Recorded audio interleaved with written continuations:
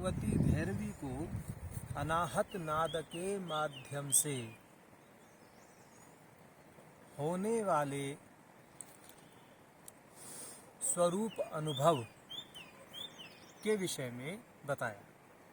यहाँ एक तथ्य यह ख्यापित करना आवश्यक है कि अभिनव गुप्त जी ने तंत्रालोक के 5वें आहनिक में अनाहत नाद के ब्रह्मयामल तंत्र पर आधारित 10 प्रकार बताए। ठीक है। और वहीं स्वच्छंदत तंत्र के 11वें पटल में अनाहत नाद के 8 प्रकार बताए गए हैं। तो जो जिज्ञासु लोग हैं वह अनाहत नाद का विस्तृत अध्ययन करने हेतु तंत्रालोक के 5वें आहनिक और स्वच्छंदत तंत्र के 11वें पटल का अध्ययन कर सकते हैं। ठीक है। अब 16वीं धारणा में भगवान भैरव भैरवी से प्रणव आदि का आलंबन लेकर के स्वरूप को जानने हेतु धारणा का विमोचन करते हैं। तो 16वीं धारणा में क्या कहते हैं? प्रणवादि समुच्चारात् प्लुतान्ते शून्य भावनात् शून्यया परया शक्त्या शून्यतामेति भैरवी। तो ये कह रहे हैं कि जो प्रणव आदि हैं, यहाँ आदि शब्द से वैदिक प्रणव के साथ साथ शैव, शाक्त और प्रासाद प्रणव का भी ग्रहण होता है। वैदिक प्रणव ओम, शैव प्रणव हूम, तांत्रिक या शाक्त प्रणव ह्रीम और प्रासाद प्रणव सौहु। ये प्रासाद प्रणव का जो उल्लेख है वो क्षेमराज जी ने प्रावेशिका नामक ग्रंथ के अंत में किया है। वहां से आप इसको देख सकते हैं। प्रासाद प्रणव के विषय में उन्होंने बताया। ठीक है। अब यहाँ कहा प्रणव आदि समुच्चारात् प्लुतान्ते शून्य भावनात्। जो प्रणव का उच्चारण है, उस दिन आपको बताया था कि 3 स्वर होते हैं। जैसे 3 उच्चारण काल, ह्रस्व, दीर्घ और प्लुत। तो जैसे मुर्गा बाग देता है ना, कू कू कू, तो 3 है, कू कू कू। तो इस तरह से ओम का उच्चारण भी ह्रस्व, दीर्घ और प्लुत। देखिए, जो वैदिक उच्चारण है उसकी अपनी एक अलग महिमा है, उसका अपना एक अलग विधान है। उस उच्चारण को इस उच्चारण के साथ में घोल मेल करने की आवश्यकता नहीं है। जो वैदिक उच्चारण है आमतौर पर वैदिक पद्धति से जो, और अलग अलग वैदिक शाखाओं में अलग अलग प्रकार से उच्चारण है। मंत्रों के भी उच्चारण अलग है, प्रणव का भी उच्चारण भेद है। लेकिन यहाँ पर जो उच्चारण की बात है उसको आप किसी अन्य उच्चारण से जोड़ करके ना देखें। तंत्र में अपना एक अलग पथ है और उस उच्चारण का अपना एक अलग विधान है। उसी उच्चारण को हम यहाँ बता रहे हैं। अन्य कोई भी अगर इससे कि भाई वैदिक उच्चारण में तो इस तरह से मतलब वैदिक विधि में इस तरह से उच्चारण होता है, जो आर्य समाज के मानने वाले हैं उन लोगों का उच्चारण कुछ अलग प्रकार से है, वो ओम का उच्चारण अलग प्रकार से करते हैं। ठीक है। लेकिन यहाँ पर जो बात की गई है कि दीर्घ, ह्रस्व, दीर्घ और प्लुत, इस क्रम से उच्चारण करना है। जैसा आपका अभ्यास का जो प्रकरण था जिसमें हमने मंदिर प्रांगण में आपको उस दिन बताया था। तो 3 प्रकार से उच्चारण की, पहले लघु काल में, फिर थोड़े बड़े काल में और फिर थोड़ा खींच करके उच्चारण ओम का करते हैं। अब उसमें एक यहाँ पर युक्ति है उच्चारण करने की युक्ति। क्या युक्ति है कि जैसे ही आप प्लुत का उच्चारण करते हैं तो प्लुत स्वर का उच्चारण में जैसे दोबारा बता देते हैं अभ्यास कैसे है कि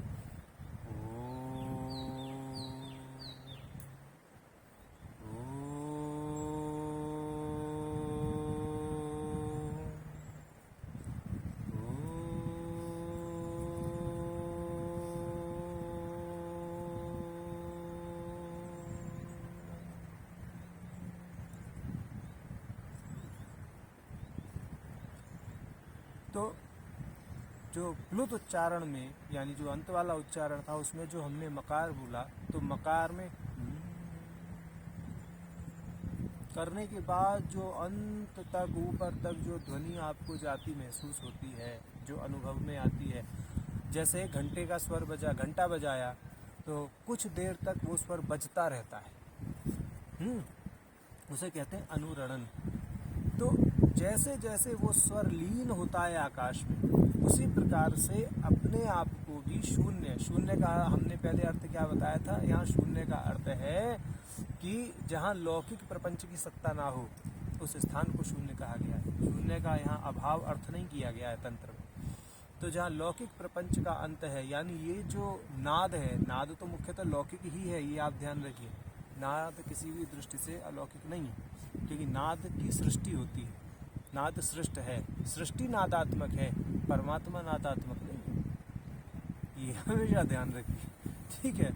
परमात्मा से तो ये सृष्टि यानी नादात्मक सृष्टि उत्पन्न होती है, उस सृष्टि का आलंबन लेकर परमात्मा तक पहुंचा जाता है, नाद का आलंबन लेकर परमात्मा तक पहुंचा जाता है। जैसे आप गाड़ी का आलंबन लेकर के अपने ऑफिस तक या अपने घर तक आते जाते हैं तो वो बस उतना ही कार्य करता है। जैसे प्रणव का भी योग में कहा ना, तस्य वाचक प्रणव, तो प्रणव उसका वाचक है, प्रणव परमात्मा नहीं है, परमात्मा का वाचक है, वाच्य नहीं है। तो ये इन चीज़ों को आपको थोड़ा तन्मयता और गहराई के साथ में समझना पड़ेगा। तो यहाँ पर इस प्रकार से प्रणव के उच्चारण की विधि जो हमने अभी बताई, ह्रस्व दीर्घ और प्लुत, ऐसा करना चाहिए, ठीक।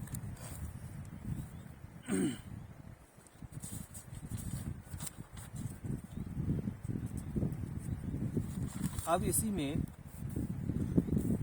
एक विशेष बात ये है कि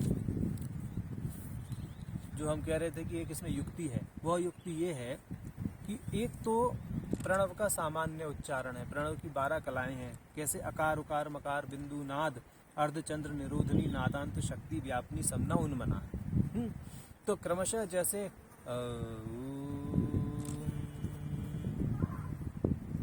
मकार के बाद जो कलाएं हैं, आगे की 9 कलाएं, उन कलाओं का जैसे बताया घंटे के नाद का धीरे धीरे आकाश में लीन हो जाना, उसी प्रकार से इन कलाओं का भी उन्मना तक जाकर के लीन हो जाना, इस तरह की भावना करनी चाहिए। नहीं तो एक ये तो है सामान्य भावना। विशेष भावना में क्या कहा कि अ उ म बिंदु और नाद जैसे उत्पन्न है, इस क्रम के बाद में नाद से ही एकदम मुख को बंद करिए, नाद जैसे ही शांत हुआ, यानी उसको खींचना नहीं है, ये नहीं करना है, ओम करते जैसे ही आपका मकार का बिंदु नाद शांत होता है तभी अपने आप को एकदम स्थिर कर लेना। थोड़ा प्रयत्न से साध्य है ना, ये विधि प्रयत्न से साध्य है। सामान्यतः ये उपदेश का विषय नहीं, अनुभव का विषय है। ये तभी समझ में आता है जब बैठ करके इसको करते हैं। बड़ा रोमांचकारी भी है, अच्छा भी है, परंतु यह है कि प्रत्येक प्रणव में मतलब वैदिक प्रणव में सबका अधिकार नहीं है, इसलिए यहाँ प्रणव आदि शब्द का प्रयोग किया गया है। तो ह्रीम हूम सौ ये 3 प्रणव सबके लिए ग्राह्य हैं, तो इन 3 प्रणव का आलंबन लेकर के अपना अभ्यास करना चाहिए। अब 17वीं धारणा 16वीं धारणा का ही विकास है, विस्तार कहिए, विकास नहीं विस्तार है। जैसे कि यस्य कस्यापि वर्णस्य पूर्वान्तावनुभावयेत शून्यया शून्य भूतो सौ शून्यकारः पुमान् भवेत्। कि भाई जिस प्रकार ओंकार के लिए या प्रणव आदि के लिए कहा गया कि उनका जो नाद है उसको शून्य में विलीन कीजिए, इसी प्रकार अपनी भी अपने अपने क्या कहते हैं स्वरूप को भी उस परमात्मा यानी शून्यता में विलीन करके उस शून्यता के आकार शून्याकार ही जानिए। ठीक है, तो इसी प्रकार से कोई भी आप वर्ण का आलंबन ले सकते हैं, आवश्यक नहीं है प्रणव का आलंबन लें। हाँ, अब ये इन्होंने विस्तार क्यों किया? विस्तार, अब देखिए परमात्मा के मुख से बात निकल रही है, परमात्मा का मुख धर्म का मुख है, तो वहाँ से जो भी बात हो तो ऐसी हो कि सबके लिए, क्योंकि ये युक्ति 112 युक्ति सबके लिए करने के लिए नहीं बोला, कोई एक आप उठा करके कीजिए, आपको फल की प्राप्ति वही होगी। तो वहाँ प्रणव आदि के लिए बोल दिया, भाई 4 प्रणव का विषय आ गया। अब कोई प्रणव आदि नहीं कर सकता या कोई प्रतिबंध है, तो उस दृष्टि से कह रहे हैं कि अस्य कस्यापि वर्णस्य, कि किसी भी वर्ण का आप आलंबन ले लीजिए। अगर कोई प्रतिबंध है प्रणव आदि के उच्चारण में, तो आप क्या करें, किसी भी वर्ण का आलंबन लें, अकार का आलंबन लें, ककार का आलंबन लें, यानी कुछ भी वर्ण आप ले सकते हैं और उसके आदि अंत का चिंतन करना चाहिए। आदि अंत के चिंतन की बात में ये समझ लीजिए कि हर एक वर्ण शून्य से उत्पन्न होता है, शून्य में विलीन होता है। शून्य का अर्थ यहाँ पर हमने पहले भी स्पष्ट कर दिया है। तो या दूसरी दृष्टि से कहें कि वर्ण का उदय आकाश से होता है और आकाश में ही लीन होता है, यानी कोई भी जो शब्द है उसकी उत्पत्ति आकाश से होती है और आकाश में ही उसकी क्या हो जाती है, परिणति हो जाती है।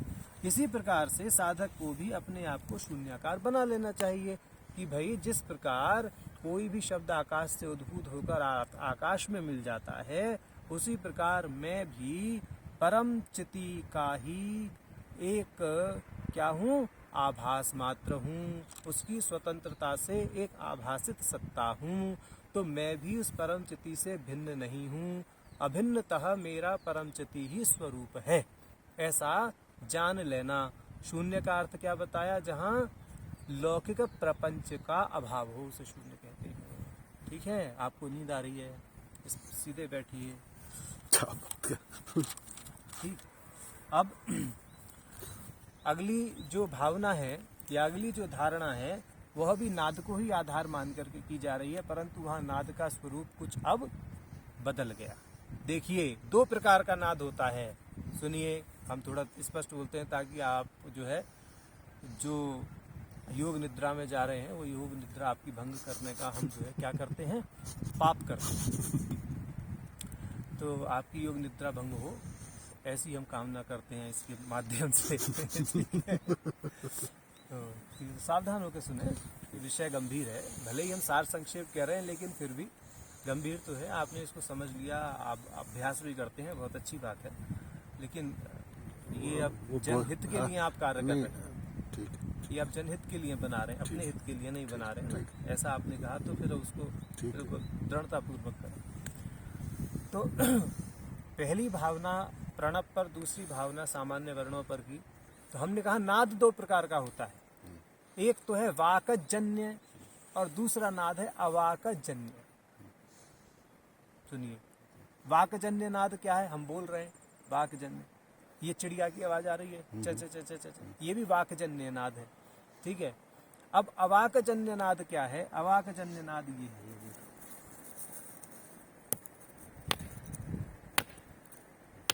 ये अवाकजन्य नाद है, यानी जिसमें आपकी कर्मेंद्री या किसी भी जीव की कर्मेंद्री माध्यम नहीं बन रही है। बाह्य वस्तुओं के टकराने से, उनके कंपन नादी से जो नाद उत्पन्न होता है वो अवाकजन्य नाद होता है। तो पहली जो धारणाएं हैं उनमें भगवान भैरव ने वाकजन्य नाद को आधार मान करके साधना बताई। अब वो अवाकजन्य नाद को साधना आधार मान करके साधना बताने जा रहे हैं। तो यहाँ कहते हैं संगीत का आलंबन लेंगे भगवान भी, भगवान भैरव को संगीत बहुत प्रिय है। तंत्रादिवाद्य शब्देषु दीर्घेषु क्रम संस्थिते अनन्यचेताः प्रत्यन्ते परव्यो वपुर्भवेत्। ये कहते हैं कि जो तंत्र आदि वाद्य हैं, तंत्र आदि वाद्य, तंत्री आदि वाद्य, तंत्री, तंत्र आदि संधि हो गई, तंत्री आदि वाद्य, तंत्री का अर्थ हो सितार आदि, जिनमें तार लगा रहता है, वीणा है, सितार है, तानपुरा है, एक तारा है, ठीक है। तो जो तंत्री आदि वाद्य हैं, उन वाद्यों से जो क्रमिक स्वर पैदा होता है, एक स्वर की बात नहीं कह रहे हैं, ये नहीं कि आपने उसको झनकार दिया तो वो एक बार में ही सा रे गामा जो भी उसका बजता है, तो एक स्वर नहीं। बोले जब आप किसी लयबद्ध रचना को बजाते हैं, किसी संगीत के किसी टुकड़े को बजाते हैं, किसी आप जो भी होते हैं उसमें, जैसे सितार में है कोई टुकड़ा आदि आप बजाते हैं, तो उसमें क्रमिक सुरों का आप वादन करते हैं, एक साथ नहीं बजाते। जैसे कल्याण राग बजाएंगे, यमन राग बजाएंगे, तो उसमें ना, तो जैसे कुछ भी उसके स्वर बजाएं, क्रमिक स्वर बजाएं, उन क्रमिक स्वरों का आलंबन लेकर के क्या गया, लय ताल आदि में चित्त लगाकर एकाग्र पूर्वक दृढ़ अभ्यास कर उसके साथ अपनी चित्त वृत्ति को लीन करने वाला साधक परम व्योम शरीर हो जाता है। यानी बात तो वही है, जैसे आप अंदर के स्वर के साथ में अपनी भावना कर रहे हैं कि स्वर उत्पन्न हुआ और लीन हुआ, ऐसे ही बाहर के भी किसी स्वर को आलंबन बना करके तंत्री आदि का जो स्वर उत्पन्न हुआ, ठीक, उसको आलंबन बना करके, जैसे नी रे गा मा गा रे गा मा पा धा नी सा नी धा पा मा गा रे सा, अब क्या कल्याण राग, यमन राग, तो तंत्री पे बजता है ना ये सितार पे, तो इसी पूरे क्रम को आप आधार बनाइए। एक एक स्वर लीन हो रहा है, एक एक स्वर लीन हो रहा है, एक स्वर नहीं, प्रत्येक स्वर अंत में जाकर के शून्य में लीन हो रहा है। तो ऐसे ये समस्त सृष्टि का एक एक जो भी आपको कण कण दिखाई दे रहा है, कण कण इसी प्रकार से सृष्टि में परमात्मा में ही लीन होना है, या ये कहिए कि यह उस परमात्मा से उसी प्रकार से उद्भूत और संलग्न है जिस प्रकार से नाद शून्य या आकाश से संलग्न है। नाद की सत्ता आकाश से भिन्न आप कल्पना भी नहीं कर सकते। अगर आकाश ना हो तो नाद की कल्पना कर सकता है कोई? नहीं कर सकता ना।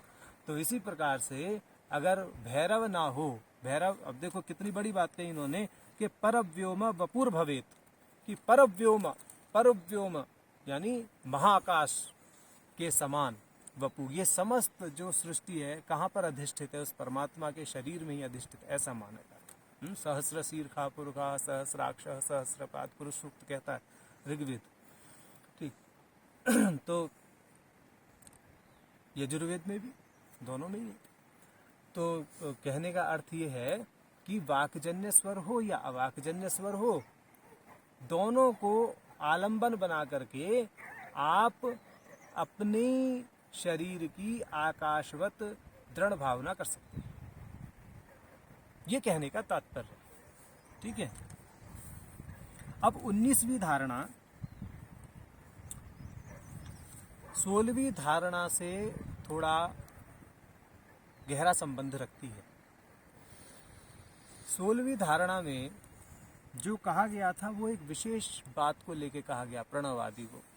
अब यहाँ पर उस प्रणव आदि में ही आप ये समझ लीजिए कि पिंड मंत्र की बात कही जाएगी। हमने आपको बोला था ना, पिंड मंत्र क्या होते हैं? नवात्मक पिंड मंत्र होते हैं। पिंड मंत्र का अर्थ है कि जिनमें छोटी छोटी कलाएं एक साथ जुड़ी रहती हैं और अंततो गत्वा वह जो है अपने आप में बहुत गूढ़, कहते हैं ना कि कूट लिए, मतलब कूट उनमें सन्निहित होते हैं। जैसे ओंकार है, हूंकार है, रींकार है, क्लींकार है, क्रूमकार है, और जो भी तंत्र में अनेक, जैसे अब जो लोग तांत्रिक चंडी का पाठ करते हैं वो समझते ही हैं कि 700 प्रकार के बीज मंत्रों में पूरे हर एक श्लोक आदि को उन्होंने क्या किया, तांत्रिक बीज मंत्रों में कूट रूप से उद्भासित कर दिया। तो इसी प्रकार से अनेक हमारे क्या हैं, कूट मंत्र या पिंड मंत्र हैं, बीज मंत्र हैं। तो पिंड क्यों कहा गया? क्योंकि इनके अंदर 12 कलाएं एक साथ सन्निहित रहती हैं, पिंडित रहती हैं। तो पिंड मंत्रस्य सर्वस्य स्थूल वर्ण क्रमेण तु अर्धेन्दु बिंदु नादांत शून्योच्चारात भवे शिवः। तो किस तरह से शिव हो सकते हैं? शून्योच्चारात भवे शिवः, कि ये जितने भी पिंड मंत्र हैं इनके स्थूल वर्णों से लेकर के, ठीक है, स्थूल वर्णों से लेकर के अर्धेन्दु बिंदु नादांत शून्य, इन सब क्रमशः इनके उच्चारण करते करते अंत में क्या कहाँ जाना है, शून्योच्चारात, यानी शून्य तक उच्चारण करने से, हाँ, भवेश शिवः, कि जो साधक है वो शिवत्व को प्राप्त कर लेता है, शिवता को प्राप्त कर लेता है। तंत्र में शिवता को ही मोक्ष कहा गया है, वही भैरव स्वरूप है, वही भैरव समाधि है, वही अनुत्तर समाधि है, वही सहज समाधि है, वही अनुपाय है। सारी चीजें एक ही लक्ष्य को बताती है। तो जैसा 16वीं धारणा में बताया, उसको जो जिज्ञासु लोग हैं 16वीं धारणा को दोबारा देख लेंगे, तो उसमें जो सामान्य प्रक्रिया बताई, एक सामान्य एक विशेष, तो विशेष वाली प्रक्रिया तो कहा कि ओम कहते ही ध्यान को हटा लीजिए, एकदम नाद पर ही काट दीजिए, इसके बिंदु नाद पर काट दीजिए। और उसके बाद में जो मतलब क्या कहते हैं, निरोधनी अर्ध जो है मात्रा आदि हैं, उन सबको लेकर के आगे तक उन्मना तक, यानी उन्मना तक शून्य तक जो उच्चारण किया जाता है, उस उच्चारण को करते करते का मतलब उसका अभ्यास करते करते साधक क्या होता है, शिवता को प्राप्त कर जाता है। तो यहाँ प्रणव आदि की उच्चारण की सामान्य प्रक्रिया का आलम्बन गया है। प्रणव भी क्या है, पिंड मंत्र है। वैदिक प्रणव हो, चाहे तांत्रिक प्रणव हो, चाहे शैव प्रणव हो, चाहे प्रासादक प्रणव हो, ये सब हमारे पिंड मंत्र कहलाते हैं, ठीक है। अच्छा, एक और सुनो साहब नई बात, सोहम, सोहम, हम सह सोहम, सोहम भी क्या है, ये भी ओमकार ही है। देखो,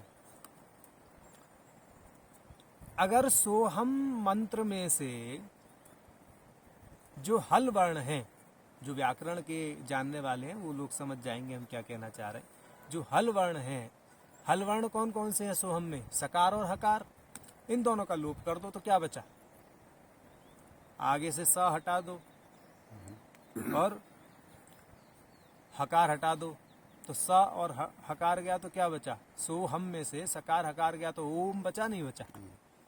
तो जो सोहम है वह भी प्रकारांतर से प्रणव का ही स्वरूप है। ऐसा तांत्रिक ग्रंथों में वर्णन किया गया है।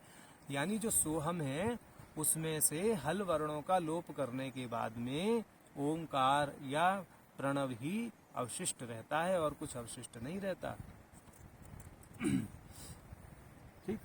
अच्छा, इसमें ऐसा है कि जैसे पिंड मंत्र के हम 12 कलाएं मान रहे हैं, इसी प्रकार से क्षेमराज जी ने मृत्युंजय भट्टारक की टीका है उनकी नेत्रोद्योत, मृत्युंजय भट्टारक को नेत्र तंत्र भी कहते हैं, तो वहाँ उन्होंने षोडश आधारों की बात की है।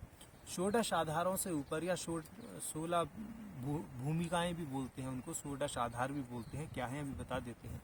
उससे ऊपर जो 17वां स्तर है उसको उन्होंने जो है शून्य मान करके उसकी भावना की, ठीक है।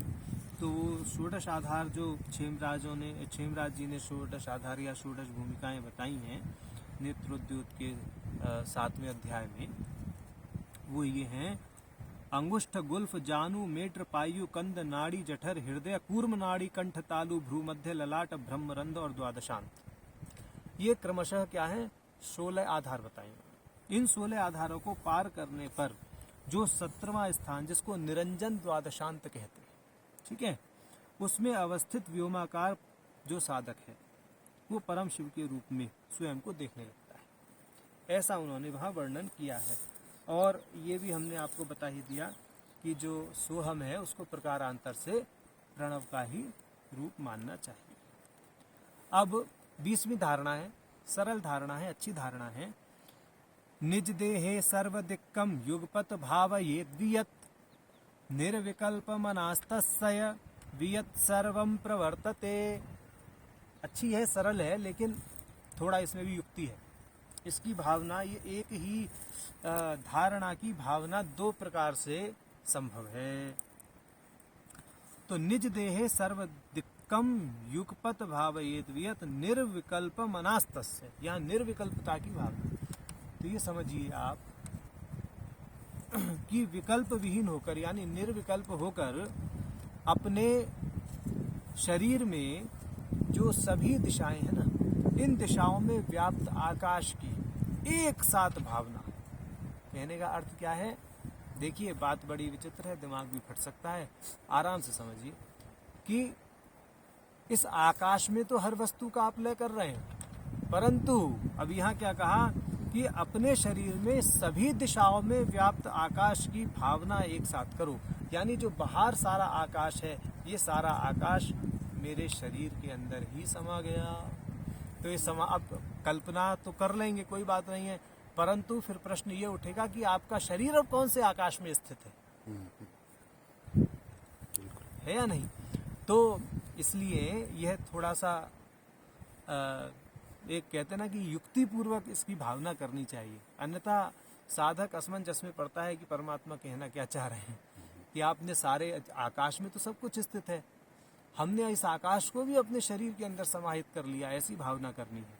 तो यहाँ पर दो प्रकार के परामर्श का वर्णन तांत्रिक ग्रंथों में दिया, इस भावना को आधार मान करके, इस धारणा परसेप्शन को आधार मान करके। एक बताया शुद्ध परामर्श और एक बताया अशुद्ध परामर्श।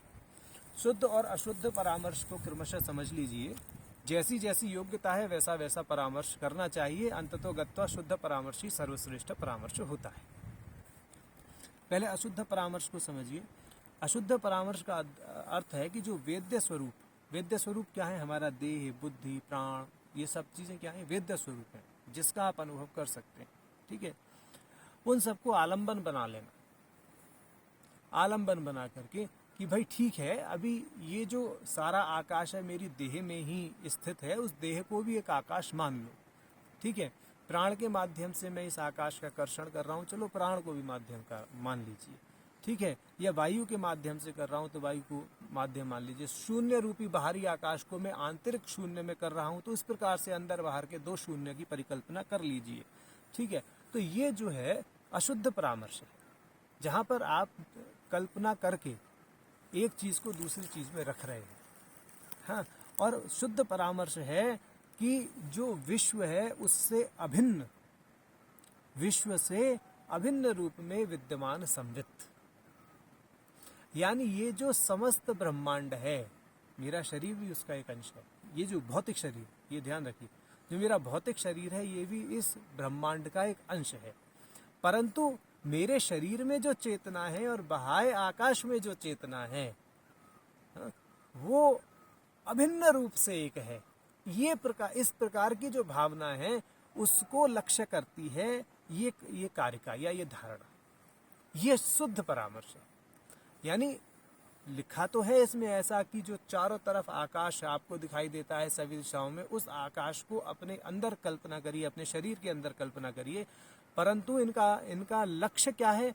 इनका लक्ष्य ये है कि जो बाहर की चेतना है और अंदर की चेतना है उसको एक समान और एक रूप ही मानना, ये लक्ष्य है। तो वाच्यार्थ और लक्ष्यार्थ में क्या करना है? बारीकी से अंतर समझना है।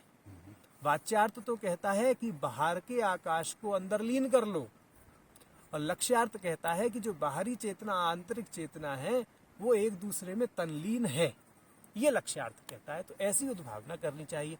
तो जो पहला वाला परामर्श है, जैसे कहा कि बाहरी आकाश को अपने अंदर ले जाइए, हृदय आकाश में ले जाइए या शरीर में भावना करिए, ये अशुद्ध परामर्श है। और शुद्ध परामर्श क्या है कि जो मेरी आंतरिक चेतना है और जो बाहरी समस्त ब्रह्मांड में चेतना है वो मूलभूत से एक ही है। तो ना तो आपको कुछ लय करना पड़ेगा ना कुछ करना पड़ेगा। ये लय कि बाहर का अंदर लय करूं और अंदर का बाहर लय करूं, इसमें तो सब फालतू का पिंड पेषण, वो क्या कहते हैं कि कहते हैं ना कि जैसे वो गोबर का कीड़ा अपना बस ढोए जा रहा है, गोबर को एक से एक वो सोइयों डले लगा देता है, प्राप्ति क्या होनी है वो तो भगवान जाने, पर उसका है प्रवृत्ति, वो लगाए जा रहा है। ठीक, तो ये है। लेकिन जब आप इस प्रकार की भावना करेंगे कि जो शुद्ध परामर्श हो आपको, यानी अंतर बाह्य चेतना के एकत्व का आपको भान हो जाएगा, उससे आपको शिवत्व की प्राप्ति होगी। वास्तविकता तो वही है।